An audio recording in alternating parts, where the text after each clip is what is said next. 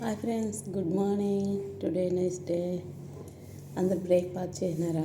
నేనైతే ఈరోజు రాగి పిండి కాంచి తెచ్చుకున్నా. ఇది చూసారా, ఇలాగా హెల్తీ ఫుడ్ చేసుకోండి మీరు కూడా. ఇది మన ఇంటికాడ అంటే అంబల్లాగా చేస్తాము.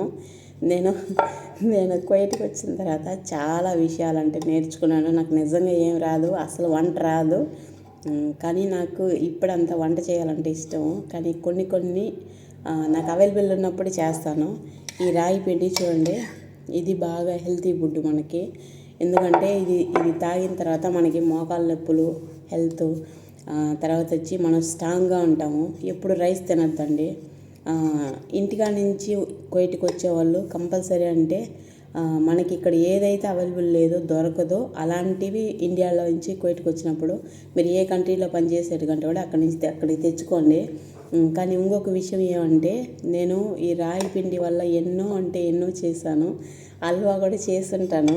ఇండియాలో ఇంతవరకు ఎప్పుడే కానీ ఏది కూడా ట్రై చేసిందని కాదు. మేము ఎప్పుడో చిన్నప్పుడు మా అమ్మ పొలం కాడ పనిచేసే వాళ్ళకి సంగటి చేసేది, కొట్ర చేస్తుంది. అయితే అప్పుడు తినే అలవాటు. కానీ మేము పెద్ద అయిన తర్వాత రోజు రైసే మా ఇంట్లో కూడా, సంగటి ఎవరు తినము. ఎప్పుడంటే ఈ మధ్య నేను ఇండియాకి పోయినప్పుడు రీజన్గా అంటే ఒకే ఒక రోజు చేసినాను.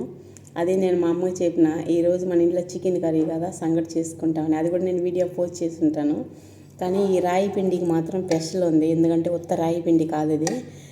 మనం దీంట్లో చాలా ఐటమ్స్ మనకి ఏమేమి కావాలో అవన్నీ కూడా కొద్దిగా ఫ్రై చేసి, నట్స్ అంటే ఓన్లీ నట్సే కాకుండా అటుకులు, శనగకాయ పప్పులు, మళ్ళీ చెనుగులు, ఇలాగా ముంతమాడి పప్పు, ఇలా ద్రాక్ష, రాగులు, తర్వాత దీంట్లో సద్దలు కొట్ట కూడా వేసుకోవచ్చు. నల్ల బియ్యం ఉంటాయి చూడండి, నేను నెక్స్ట్ వీడియోలో చూపిస్తాను. అవన్నీ కూడా సేవ్ చేసి పెట్టున్నాను. అది ఫ్రై చేసి పొడి చేసేదానికి టైం లేదు. దాంట్లో ఇంకొకటి ఏమంటే బీట్రూటు, క్యారెట్, రెడ్ యాపిల్. అది వచ్చి నేను బాగా తురిమి, అది బయట ఎండలో పెట్టకూడదు, నీళ్ళలోనే పెట్టాలి. అందుకోసం నేను అది ఆరబెట్టినాను. అది 1 వీక్ పడుతుంది. ఇప్పుడే కొద్దిగా వాడుతుంది. అది బాగా వాటర్ లేకుండా బాగా ఎండిపోయిన తర్వాత పొడి చేయాలి. నెక్స్ట్ వీడియోలో నేను చూపిస్తాను.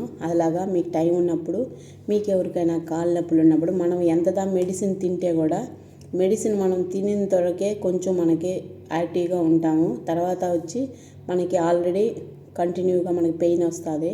నేను బాడీ పెయిన్ గురించి చెప్తున్నాను. మన లెగ్ కానీ, హ్యాండ్ కానీ, బాడీ పెయిన్ కానీ, బ్యాక్ పెయిన్ కానీ, అవన్నిటికి కూడా ఇలాంటివి హెల్తీ ఫుడ్ మీరు కూడా ట్రై చేయండి. ఎందుకంటే మీరు ఇండియాలో ఉండండి, లేకుంటే బయట కంట్రీలో ఉండండి, మీకు టైం ఉన్నప్పుడు ఇలాంటి కొద్దిగా అంత ప్రిపేర్ చేసి పెట్టుకుంటే కూడా 1 మంత్ 2 మంత్ వస్తుంది. ఎందుకంటే ఇలాగా ఒక 2 స్పూన్లు వేసుకొని, 1 గ్లాస్ వాటర్లో కూడా మనం ఇది మాదిరిగా కప్పులో హాట్ వాటర్ వేసుకొని ఇలాగ 2 స్పూన్లు దాంట్లో వేసి మిక్స్ చేసుకొని కూడా మనం తాగొచ్చు. ఎందుకంటే ఇవన్నీ వచ్చి న్యాచురల్, సైడ్ ఎఫెక్ట్ ఉండదు, హెల్తీ ఫుడ్. మీరు కూడా ట్రై చేయండి. నాకంటే కువైట్కి వచ్చిన తర్వాతే చాలా విషయాలు కూడా ఏమంటారు, మన ప్రతి కష్టము మనం కష్టపడితేనే మనం ఈ కష్టాన్ని బట్టి మనం ముందడుగు వేసేదానికి మనకి అదంతా వచ్చే ఒక అనుభవం. ఎందుకంటే మనం ఒకరు చెప్పించి మనం తెలుసుకోవడం లేదు, కానీ మనం పడే కష్టమే మనల్ని ముందడుగు వేయిస్తుంది. కాబట్టి మీరు చూడండి, ఆడవాళ్ళు ఎప్పుడు కూడా ఓడిపోకూడదు. ఎందుకంటే కొయ్యటోళ్ళు నీకేమి చేత కాదు, నీకేం తెలియదు, ఇట్లా అని చెప్పి తిడతారు.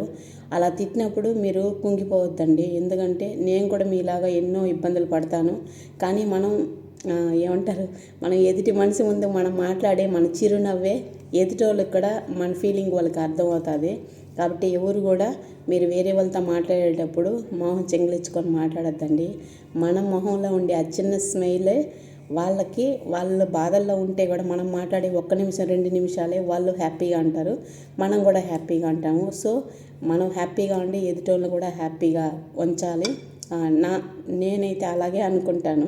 ఎందుకంటే మీలాగా నేను కూడా మనిషినే కదా, నాకు కూడా అన్ని సమస్యలు ఉంటాయి. సమస్యలు ఉన్నా కానీ మనసులు ఎవరు తీర్చరు. కానీ మీ ప్రతి కష్టాన్ని కూడా దేవుడికి చెప్పండి.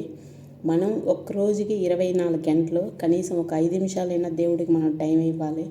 ఏదో ఒక టైంలో మీకు కష్టం అన్నప్పుడు వీళ్ళకి అలా చెప్పుకోవద్దండి. ఎందుకంటే ఎవరు మీ కష్టాన్ని తీర్చరు. మీరు మోకాళ్ళు వేసి ఒక 2 నిమిషాలు ప్రార్థన చేసుకోండి. దేవుడి దగ్గర మీరు మొరపెట్టండి, ఆయన మీ ఇబ్బందుల్ని తీర్చిపెడతాడు. నా ప్రతి అనుభవం కూడా మీతో నేను షేర్ చేస్తాను. దానికి కారణం ఏమంటే నేను అలా ఒక్కొక్క విషయంలో నేను ఓడిపోతూ ఉంటే కూడా ప్రతి విషయంలో గెలిచేదానికోసం నేను ట్రై చేస్తాను. సో నేను ఎలా హ్యాపీగా ఉన్నానో మీరు కూడా అలా హ్యాపీగా ఉండాలని అనుకుంటున్నాను. నన్ను సపోర్ట్ చేసిన మీ అందరికీ కూడా once more thank you and miss you all. ఇలాగా హెల్తీ ఫుడ్ మీరు కూడా చేసుకొని తినండి. ఓకేనా? బాయ్ ఫ్రెండ్స్, నెక్స్ట్ వీడియోలో కలుస్తాం.